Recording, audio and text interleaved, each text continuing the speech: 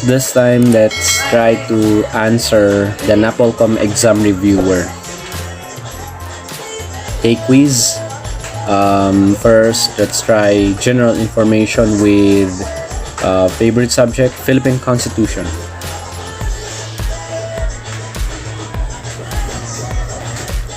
Number 1. It is a written instrument containing the proposition and required number of signatories and shall be in a form determined by and submitted to the Commission on Elections. A. It's a petition, law, proposition, or bill. It's a written instrument containing proposition. So you are proposing. So therefore, it's a proposition submitted to the COMELEC. I. It's a petition.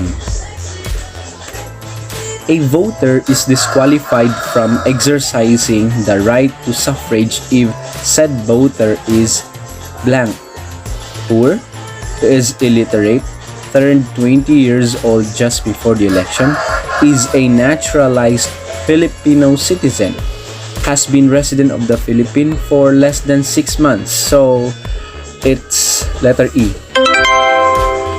That's not a that is a disqualification. It should be a voter must be a resident of the Philippines for more than 6 months already in any place of the Philippines. Next, blank inflicts punishment without trial. Ex post facto, B. Law of attainder, subpoena, reclusion perpetua, writ of habeas corpus.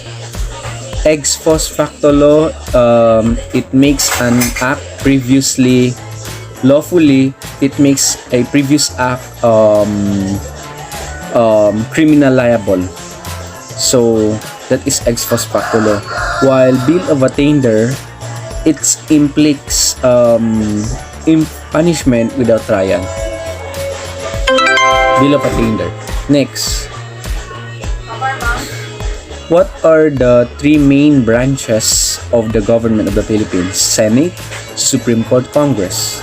Presidential, unicameral, parliamentary, bicameral, parliamentary? No. It's the legislative, executive, and judicial. Those are the 3 main branches of the government. The legislative, that is the Senate and the House of Representatives. Then the executive, it is represented by the president, the departments and secretaries, the different department heads.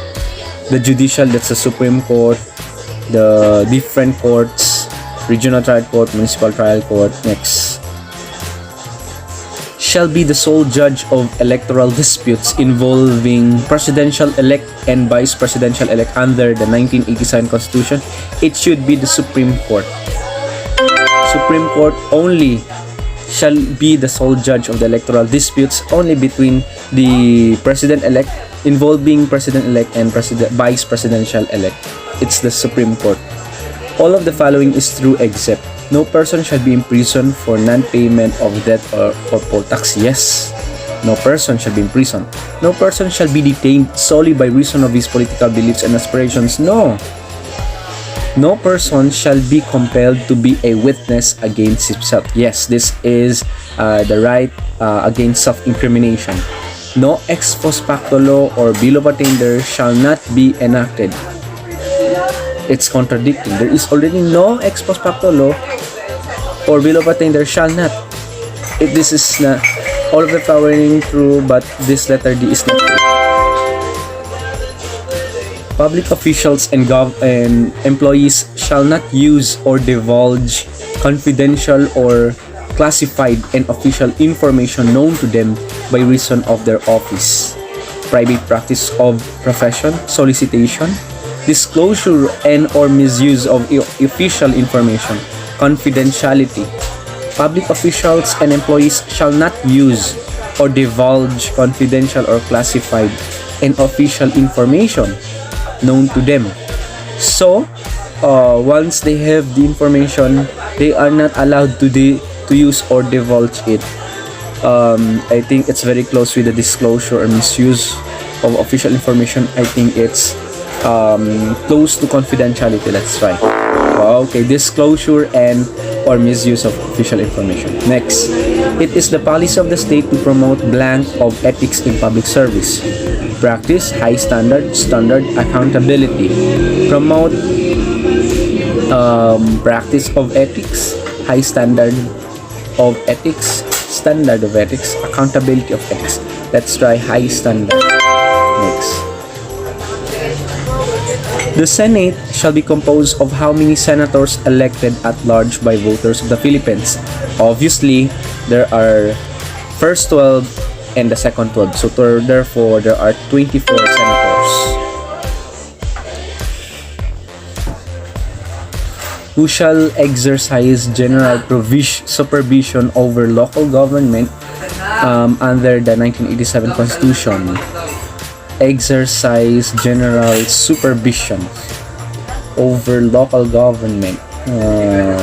Governor, barangay chairman, mayor, president, congressman. General supervision over local government. If it is a local government, let's try. It's either between governor or mayor. Let's try mayor. President. General supervision. All government agencies, offices, or corporations shall reserve at least 1% of all positions for whom? Senior citizens, blind people, youth, persons with disabilities, veterans. All government agencies, offices, or corporations shall reserve at least 1% of all positions. 1% of all positions for whom? I think with persons with disability. Let's try. Correct. They are reserved with 1% of all positions in the government. The Article 4 of the 1987 Constitution is about what? Citizenship, suffrage, Bill of Rights, Camotes Islands, Executive Department. Because Bill of Rights is Article 3, let's try, it's either citizenship or suffrage. Let's try citizenship. Okay. Because suffrage is Article 5. The following are citizens of the Philippines, except all of the above are true. Those who are naturalized citizens, yes, in accordance with the law. Those who are born before January 17, 1973 of Filipino mothers who elect Philippine citizenship upon reaching the age of majority. And those fathers or mothers are citizens of the Philippines. Yes, all of them are true.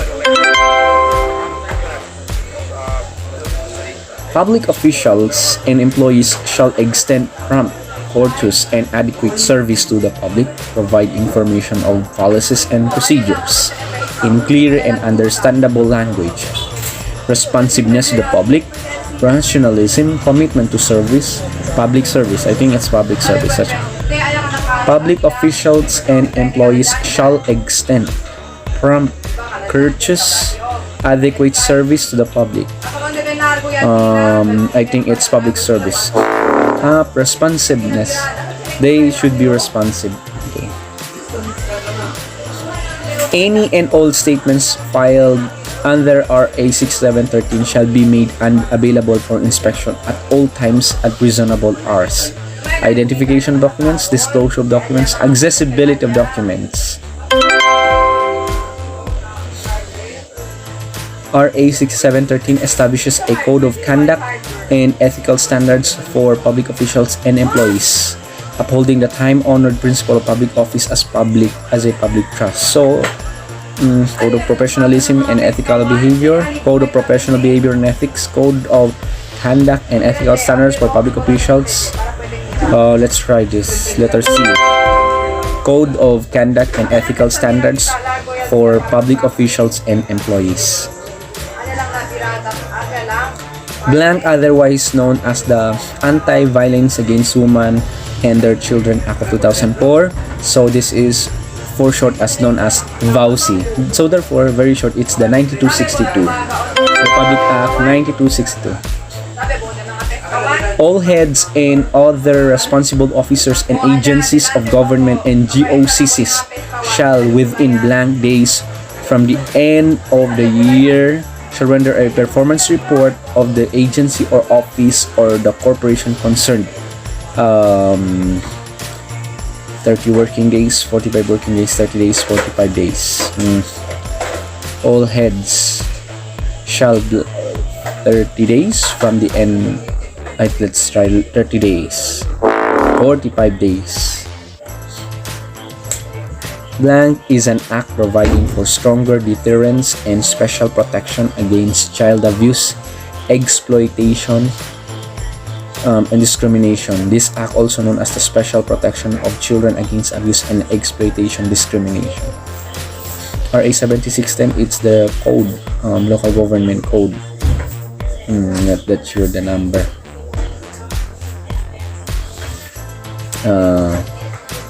Let's try RA 7610. Okay, that's that. Last, public officials and employees shall respond within blank days from receipt thereof. Respond to letters, telegrams, or other means of communication sent by the public. Shall respond, I think, within 7 working days, or within 15 working days. Respond to letters or telegrams. I think let's shorten, it's within 7 days. Within 7 working days. Show result. Okay, good, very good. That's doubt whom you will, but never doubt yourself, from Christian Balvin. 70%. That's nice.